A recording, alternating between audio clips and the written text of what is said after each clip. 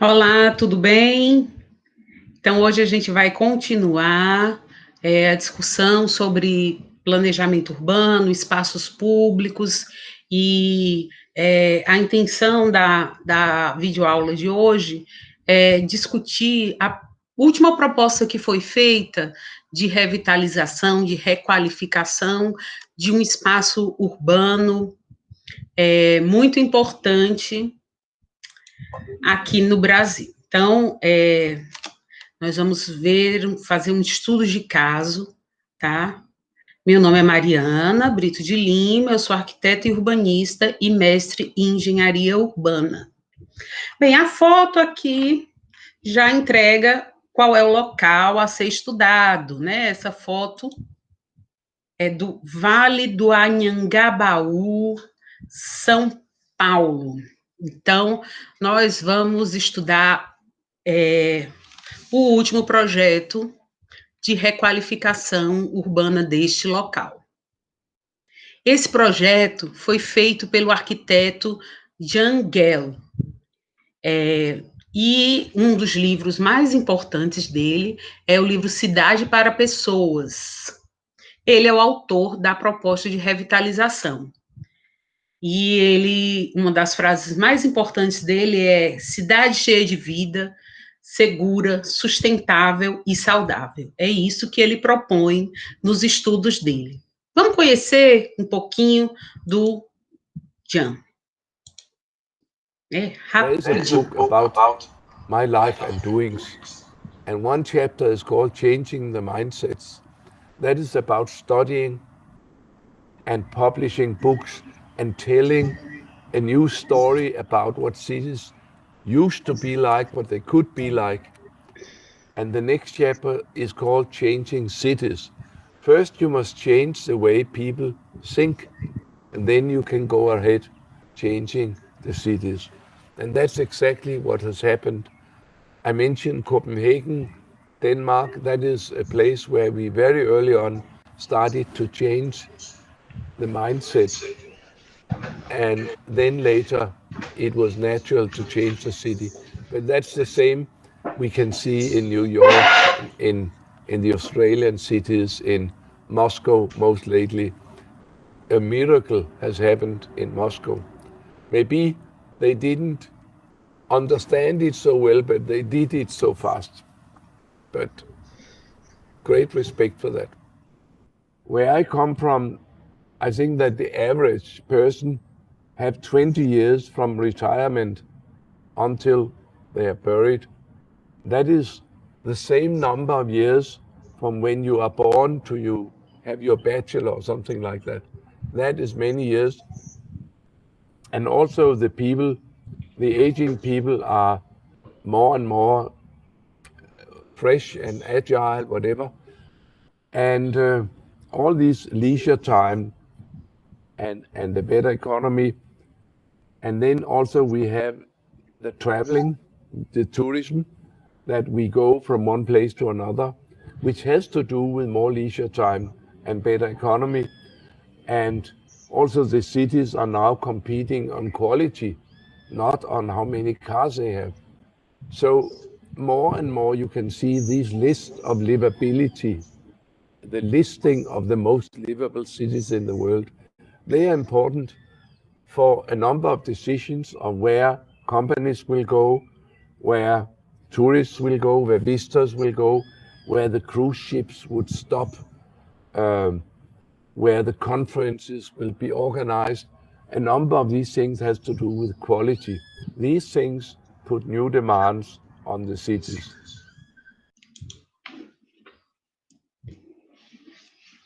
Vamos ver então os principais conceitos do Gehl. Tá? O primeiro deles é cidade viva, né? No conceito de cidade viva, tá? O Jan Gehl aborda detalhes que geralmente não são considerados em projetos urbanos que eram influenciados pelo modernismo, um período da arquitetura e urbanismo mundial, tá? Ele define uma cidade convidativa como um ponto de partida para um planejamento urbano holístico e entende que os espaços vivos transpassam sinais amistosos e acolhedores, promovendo integração social. Esclarece esse conceito como relativo, sendo que a vitalidade nas cidades não se limita à quantidade de pessoas, e sim à sensação que o espaço transmite. E se ela convida ou afasta as pessoas, se as atividades sociais e de lazer estão combinadas ou fragmentadas. E aí ele pontua muito a questão de mobilidade urbana, de circulação, né? Aqui ele fala de calçadas abarrotadas com multidões se acotovelando para abrir caminho. Nunca indicam boas condições para a vida na cidade. Outro ponto importante do livro dele é a cidade segura. E para Gell, sentir-se seguro é essencial para apropriar-se de um espaço. O ator aborda a questão da cidade segura como objetivo de gerar bons convites a permanecer num local, caminhar, pedalar, por exemplo, e afirma que os pedestres devem sempre ter prioridade em áreas de tráfego misto e de qualidade, e que qualidade para as pessoas e segurança para os pedestres devem ser preocupações básicas para projetos de solução de tráfego. Então, nessa discussão de segurança, né, ele trabalha uma linha de cidade aberta, onde todos os grupos sociais podem frequentar os mesmos espaços para praticar seus afazeres cotidianos. Ele observa que a desigualdade social é um fator determinante para os altos índices de criminalidade, sendo um reflexo disso os muros altos, os arames farpados e grades que transformam as casas em ilhas isoladas, impossibilitando os olhos da rua, como disse James Jacob, influenciando a falência de calçadas e, consecutivamente, gerando insegurança. Ele é um grande defensor da cidade sustentável e então ele defende que os planos de desenvolvimento orientado pelo transporte, o qual estabelece relações entre a estrutura para pedestres, ciclistas e a rede coletiva de tráfego, priorizando uma mobilidade fluida. E aí ele aborda a sustentabilidade social, enfatizando que a cidade deve ser inclusiva e atender a todos. Então, o transporte e a mobilidade está sempre no foco dos projetos do Jean Gell. E aí ele tem um outro conceito, que é a cidade saudável, tá? Que relaciona a saúde e as políticas com o espaço urbano. E aí, ao longo de um capítulo que ele chama de Cidade Saudável, ele comenta que nas cidades antigas, caminhar era a principal forma de se locomover e de conviver cotidianamente em sociedade. E que atualmente, como um dos fatores agravantes, o espaço urbano é indutor do sedentarismo, que predomina nas relações e nas atividades cotidianas, gerando novos desafios perante as políticas de saúde. Então, ele fala muito, né, que é preocupante essa perda do caminhar como uma parte de rotina, né, por conta da falta de estrutura urbana, né, que daria suporte a esse exercício. E aí aqueles que se preocupam com saúde buscam individualmente soluções, como equipamentos para se exercitar em casa, ou então ir para uma academia de ginástica, né, coisas assim. E aí é uma atividade que devia ser rotineira, acaba virando um grande negócio. E isso acaba esvaziando o espaço público. Então, os 4 itens, né, citados no início, né, desse vídeo, né, cidades vivas, seguras, sustentáveis e saudáveis, eles se complementam no que tange a metodologias descritas para alcançá-los, sendo o convite para estar, caminhar ou pedalar na rua o ponto crucial entre eles. Por isso, resistir e continuar caminhando, pedalando e se locomovendo de maneiras alternativas pela cidade, mesmo enfrentando esses tantos obstáculos atuais, é a via mais eficaz para desacelerar o processo contrário e criar mais possibilidades para a realização de uma cidade para todos. encerra o GEL. Então, é sob essa perspectiva que ele faz uma proposta para o Vale do Anhangabaú, uma proposta de requalificação urbana. O Vale do Anhangabaú, ele se localiza no centro da cidade de São Paulo. Vamos conhecer um pouquinho dele aqui neste vídeo. O Vale das Diretas já. Das comemorações. E, infelizmente, também das enchentes. O historiador Benedito Lima de Toledo comenta que por 3 séculos São Paulo permaneceu a mesma. O centro, na colina histórica, e as chácaras de chá, aqui neste ponto, cortado pelo rio Anhangabaú, que dá nome ao vale. Aliás, a história dessa área se confunde com a história da própria cidade. Os empresários que, enfim, movimentavam a economia da cidade, né, que ainda era rudimentar, começaram a se movimentar para resolver essa questão da transposição do vale. A prefeitura resolve olhar para o Vale do Anhangabaú e ver um potencial aí de transformar isso numa área de lazer, numa área nobre da cidade. As transformações da sociedade de São Paulo passam por aqui, onde a industrialização e o meio urbano começaram a criar identidade. O imponente Teatro Municipal surge no cenário que viria a ser o palco da modernidade paulistana. E o rio desaparece dos olhares. O rio estava aberto no parque, né, em 1910. Depois ele põe uma laje de concreto, transforma o rio num canal e transforma esse piso que está lá embaixo, que é o piso do túnel, numa avenida. A última transformação ocorreu em 1991, quando a prefeitura construiu um túnel. Os carros sumiram e o vale voltou a ser um grande parque aberto. Quase 20 anos depois, a região passa por uma nova transformação. A obra de 80 milhões de reais prevê quiosques com bares, cafés, banheiros e bancas de jornais, além de uma fonte com 850 jatos d'água iluminados, para lembrar que a gente não vê, mas o rio Anhangabaú ainda passa por aqui, canalizado. A intenção é que a população reencontre o vale em setembro, com uma nova inspiração. Antes era um espaço de passagem e agora nós estamos trabalhando para que seja um espaço de permanência da população nesse local. O trabalho é para trazer as famílias de volta para o centro de São Paulo.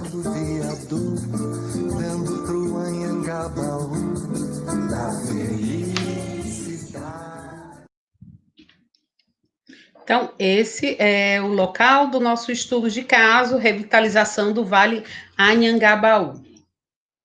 E aí isso foi feito, tá, num projeto da Prefeitura Municipal de São Paulo, tá concluindo, né, a execução nesse momento, mas é da gestão anterior, né, e aí que foi chamado de Centro Diálogo Aberto, tá, e nesse espaço, no centro, né, uma região que se caracteriza por uma grande oferta de emprego, comércio, serviço e transporte, patrimônio histórico e equipamento cultural.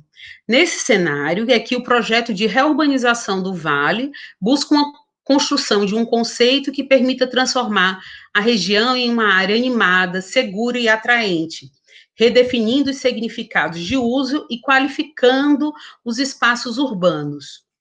Esses projetos começaram em 2013, né, com uma ampla participação, uma abertura muito grande para a participação popular no que tange a proposição, né, e a vontade dos usuários do local.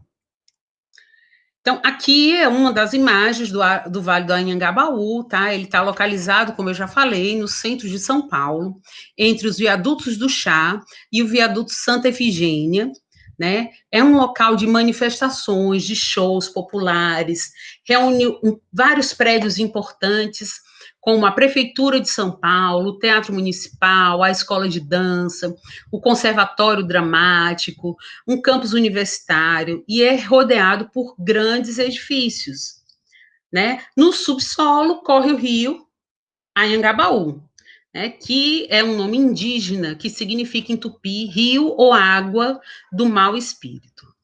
Aqui são outras imagens da região, certo? E aqui essa última é uma imagem mais atual, né, dele passando por uma nova revitalização.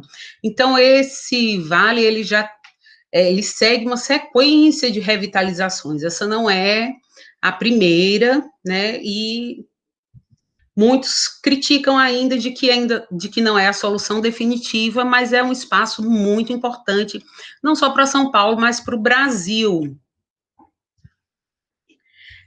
Depois eu quero que vocês assistam, tá, a estes vídeos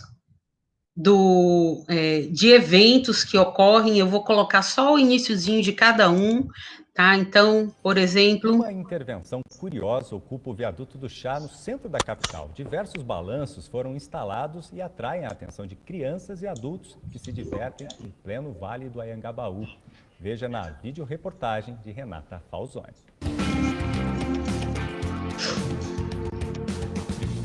A cidade é para se brincar? Sim, claro que sim. Essa é a proposta do coletivo Basurama, que instalou esses balanços sob o viaduto do Chá. Isso tudo faz parte do Mês da Cultura Independente, promovida pela Secretaria de Cultura do município de São Paulo. Muito gostoso, porque a gente é grande, então não encontra balanço do nosso tamanho. Desestressar um pouquinho, distrair um pouquinho com esse trânsito dia a dia também. Bem divertido para as crianças, né? Pelo menos um momento de brincadeira, que não tem muita coisa em São Paulo. Esse é um vídeo de 2015, agora aqui em 2009, né, 1º de maio.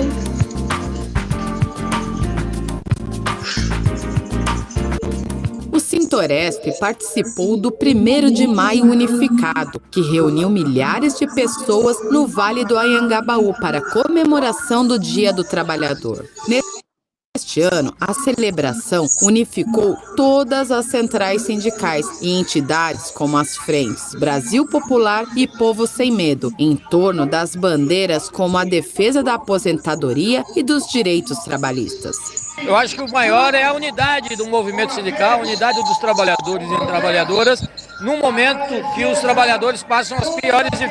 Então, é um local de reunião de pessoas, de comemoração, de datas importantes, né, como o 1º de maio, Dia do Trabalhador, como o aniversário de São Paulo.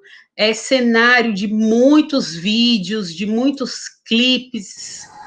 Também vamos ver só um pedacinho, depois vocês, né, da Marina aqui, ela também está andando no Vale do Anhangabaú.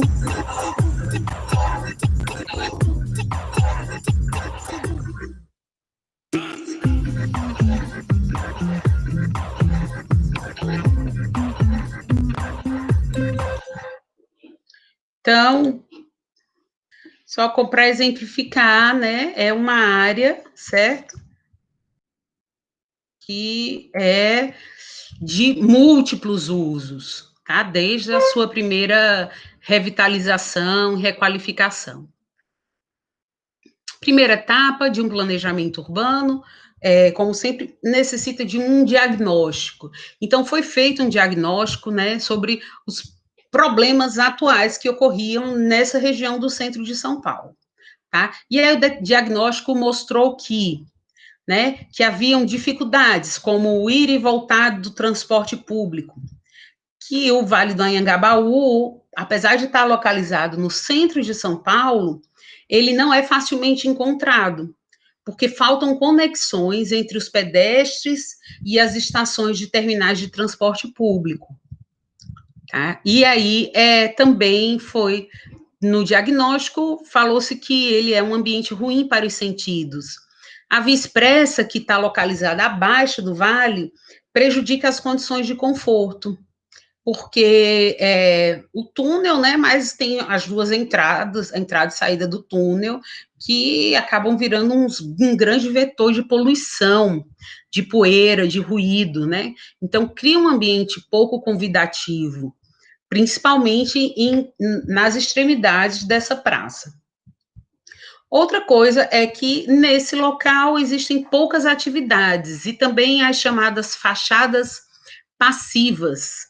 Os edifícios que conformam o Anhangabaú têm pouquíssimas atividades que interagem, né, ou que fomentem a vida urbana do vale, que interaja com o pedestre, né, e principalmente à noite, né, essas fachadas ficam fechadas, e aí tornam-se pouco atraentes e aumenta a sensação de um ambiente inseguro. Outra coisa, foi diagnosticado que não havia da ausência de bancos confortáveis, né? Então, atualmente, o Vale do Anhangabaú não oferece bancos e outras opções para sentar. As pessoas sentam em bancos secundários, que são os balizadores de trânsito, ou então jardineiras, ou até mesmo degraus. Então, é necessário que seja criado um ambiente com mais oportunidades para se sentar, né? E isso vai convidar mais pessoas para passarem mais tempo no vale. Outra coisa também é que, durante as modificações, né, fizeram muitas transposições de níveis, né, escadarias, rampas, e isso, ao longo do tempo, por perder a função, o uso que foi proposto, se tornou uma barreira. Então, por se tratar de um vale, os acessos ocorreram em desnível, com a ajuda de escadas. Aí, no eixo do Boulevard São João, que apresenta o maior fluxo de pedestre, existia um café sobre o Belvedere e tornou-se um buraco sem nenhuma função. E, por isso, tornou-se uma barreira que penaliza o pedestre. Outra coisa diagnosticada, que é bem pontuada pelo Jangel, é a sensação de insegurança, que já dá pelas fachadas passivas, né? Então, há uma baixa variedade de grupos e de usuários, funções e atividades que fazem com que o vale seja aproveitado por poucas pessoas ao longo do dia. A presença de muita gente faz as pessoas se sentirem mais seguras. Poucos usuários, ou então a dominação de pequenos grupos, podem criar a sensação de insegurança. E conforme se aumenta a quantidade de gente que desfruta o vale, mais pessoas irão desfrutar esse espaço público. E aí, como parte, né, da etapa de projeto, denominada Centro Diálogo Aberto, a Prefeitura convocou arquitetos, planejadores, técnicos, representantes da sociedade civil para um outro workshop, para incluir o conhecimento disponível sobre o vale e garantir a ampliação da participação popular. E aí tiveram vários dias de trabalho e as contribuições foram compiladas na forma de pontos consensuais.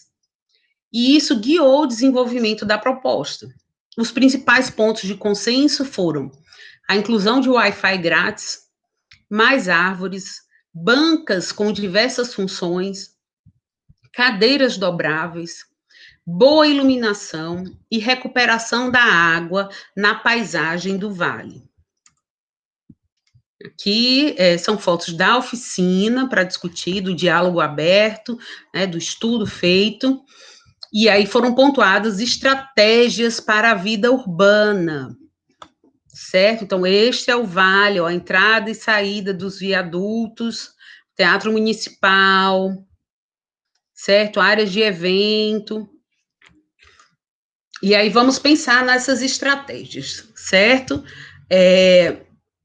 Estratégias para a vida urbana. A primeira, melhorar os acessos, tá? Então, para se tornar o coração da cidade, o novo Anhangabaú precisa ser um lugar convidativo para todos.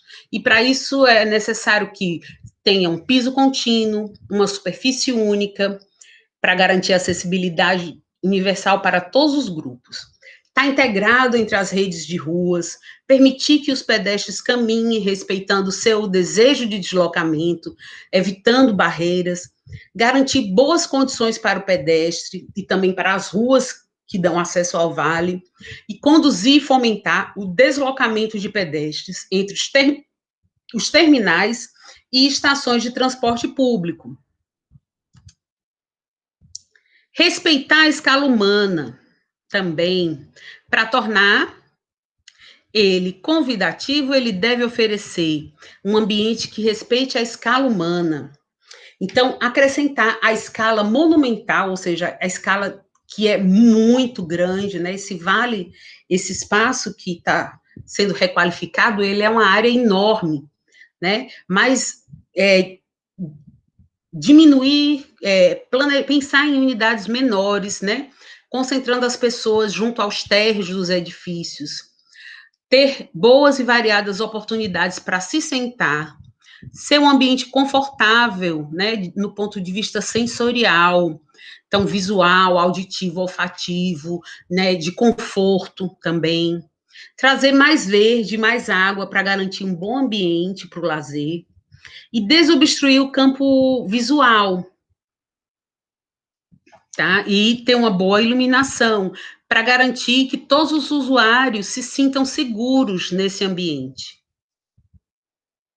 E aí também que tenha um uso flexível e robusto, né, para garantir que o vale seja flexível e robusto bastante, para facilitar tanto as atividades do dia a dia quanto os eventos, ele deve ser atrativo para a vida cotidiana, convidando todos os grupos de usuário para o vale, oferecendo lazer, atividades físicas, compra, encontros.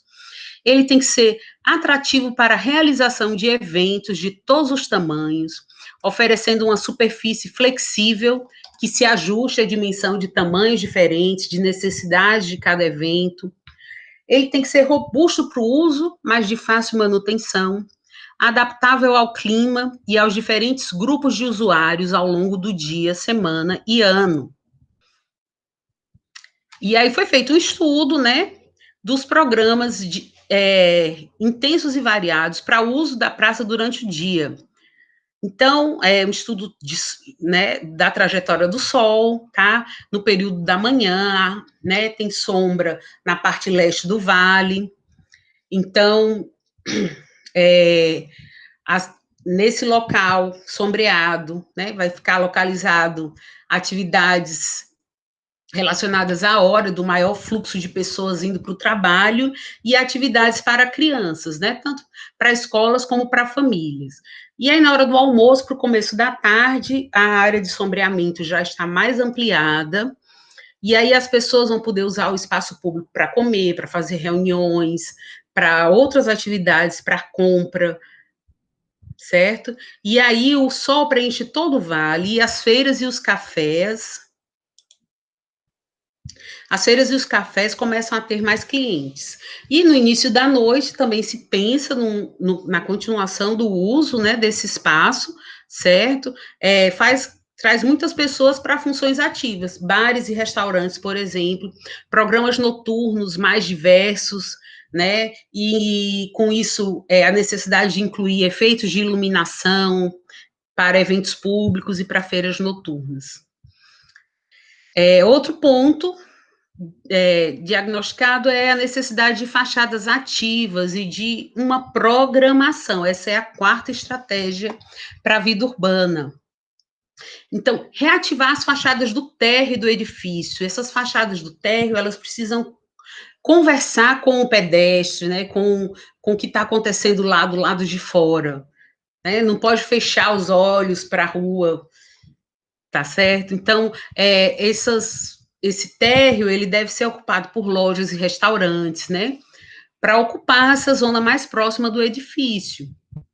E acrescentar atividades por meio de uma fachada secundária, né? Então, a proposta é inserir bancas, quiosques e pavilhões com funções e serviços para interagir diretamente com a pessoa.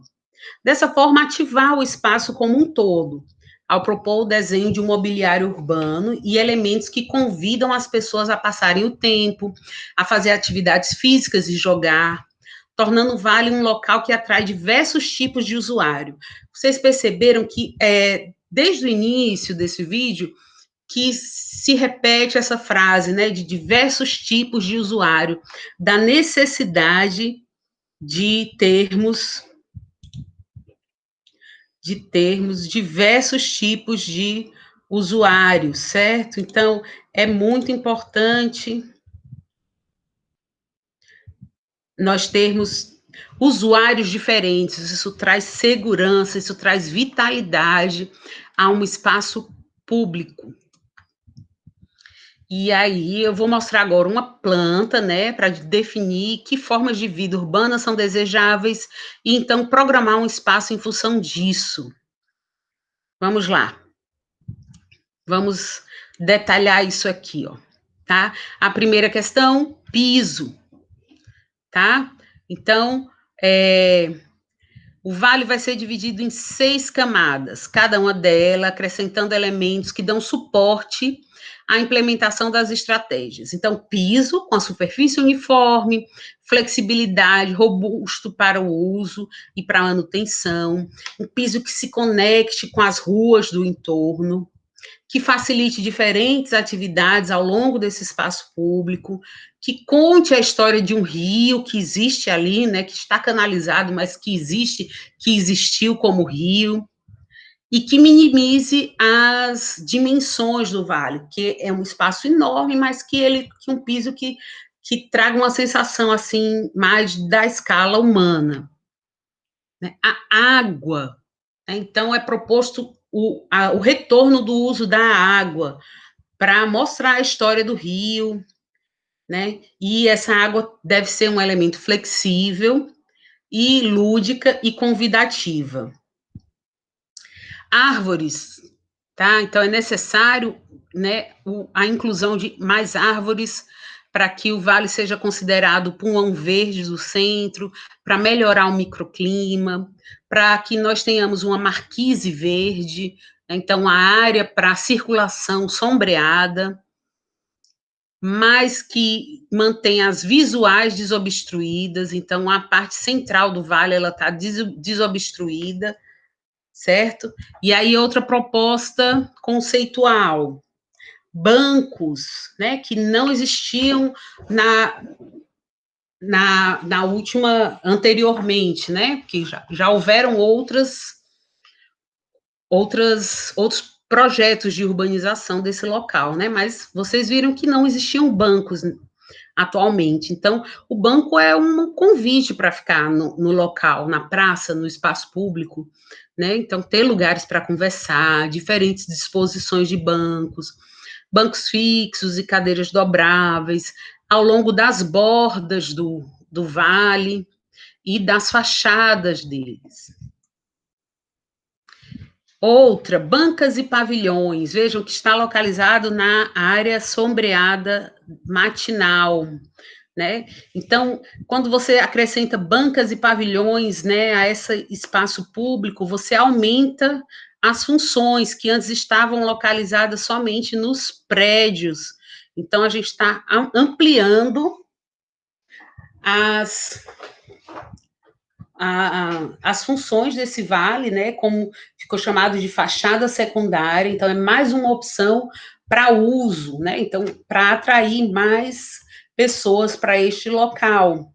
E iluminação, para que nós tenhamos um ambiente seguro, tanto para o dia a dia quanto para os eventos, que seja integrado naturalmente ao projeto, né, e que a iluminação seja tratada como arte.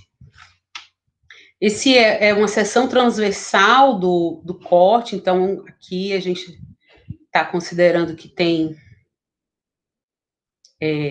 um prédio, aqui as bancas, a circulação, eu estou tentando tirar. Então, e aqui a área para eventos e tudo, aqui a outra. Então, ó, seção para o dia a dia, pronto. Aqui nós temos escritórios, o espaço compartilhado, né, a água, e aqui outro espaço compartilhado, e o parque. E aqui, quando fosse eventos, aí a gente não teria mais a água, né, a água iria ser suprimida para poder comportar mais pessoas nessa área. Tá? Então, a flexibilidade desse espaço público é exatamente criada pela água. Ele é um elemento flexível e atrativo. A flexibilidade em ter uma superfície única e acessível é apoiada pelo elemento água. A água é organizada em diversas zonas, que podem ser controladas, ligadas e desligadas, de acordo com a necessidade, demanda e situação do uso do espaço, tanto para atividades cotidianas, quanto para dias de eventos. Esse elemento é usado para facilitar a organização do espaço.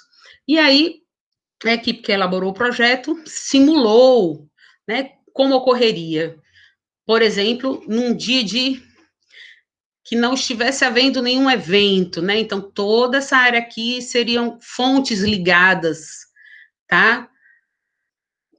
Se tivesse acontecendo uma feira e um evento, então você poderia desligar esta parte e esta outra, né, da água para poder acomodar a feira e um evento pequeno, tá? Então a água seria desligada, a água dessa zona.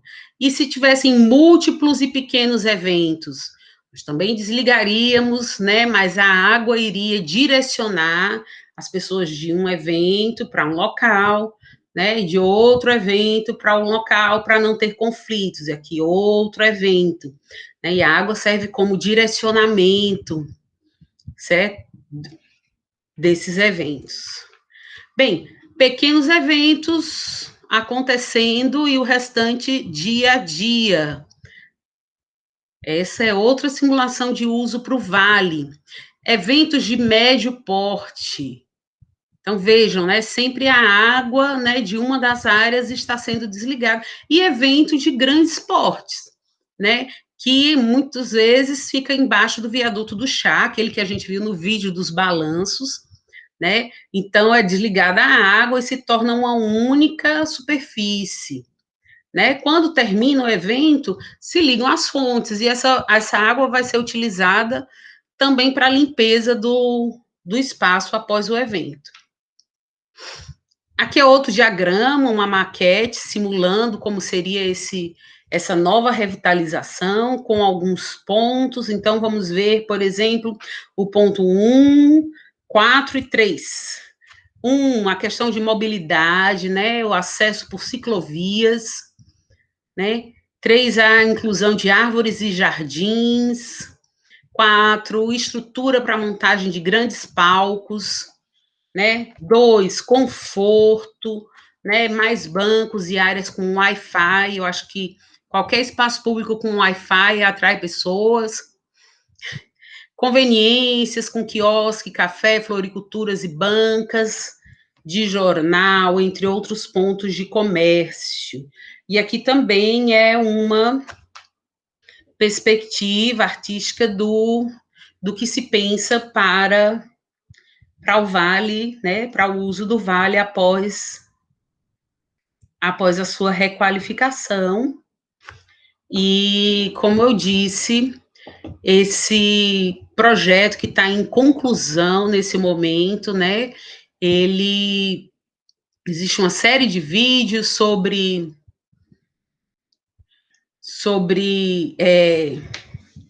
o projeto dele, a proposição, e nós vamos ver um aqui que...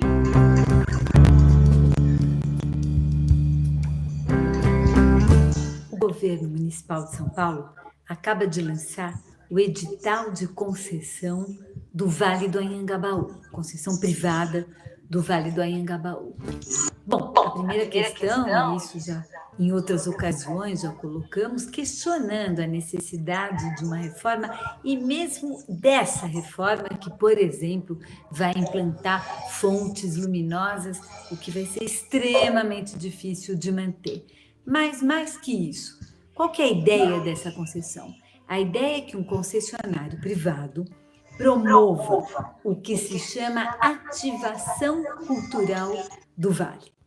Cultural, esportivo, ou seja, pensando na promoção permanente de eventos em várias regiões do vale, com variados tamanhos, sendo que alguns, inclusive, definidos como no mínimo para 250 pessoas ou mais.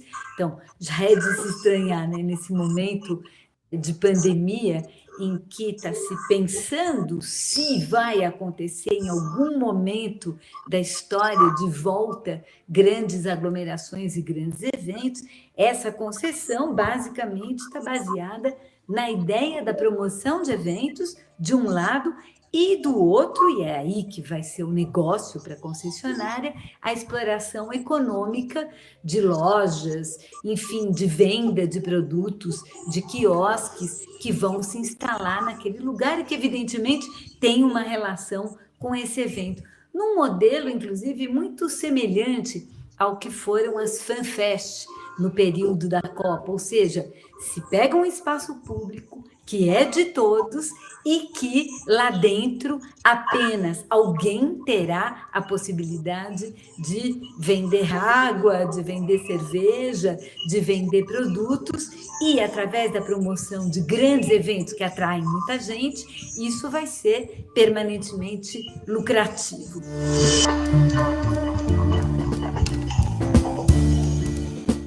Aí existem várias questões que seria necessário pensar, bom, lembrando que essa concessão, essa proposta de concessão, esse edital, vai para a audiência pública virtual no dia 22 de maio, sexta-feira, às 10 da manhã, e é nesse momento que as manifestações em relação a essa proposta podem, inclusive, chegar à prefeitura. É muito esquisito, para não se usar outro termo, em pleno momento de pandemia, em plena discussão de como será a cidade, como será o uso do espaço público, se pensar num edital de concessão desse tipo. E outra, a prefeitura gastou 80 milhões para fazer essa reforma. A outorga vai ser de 370 mil reais no mínimo, ou seja, uma verdadeira ninharia, sendo que a concessionária depois vai poder pagar uma outorga variável ano a ano, caso ela tenha lucro. Se ela não tiver lucro, não vai pagar outorga nenhuma, ou seja, um grande negócio para uma concessionária privada que, para poder fazer dinheiro, vai ter que transformar o vale num shopping. É isso que queremos para a nossa cidade? É isso que queremos para o coração da nossa cidade, que é o Vale do Anhangabaú? Acho que vale a pena prestar atenção, acompanhar essa discussão e participar dela.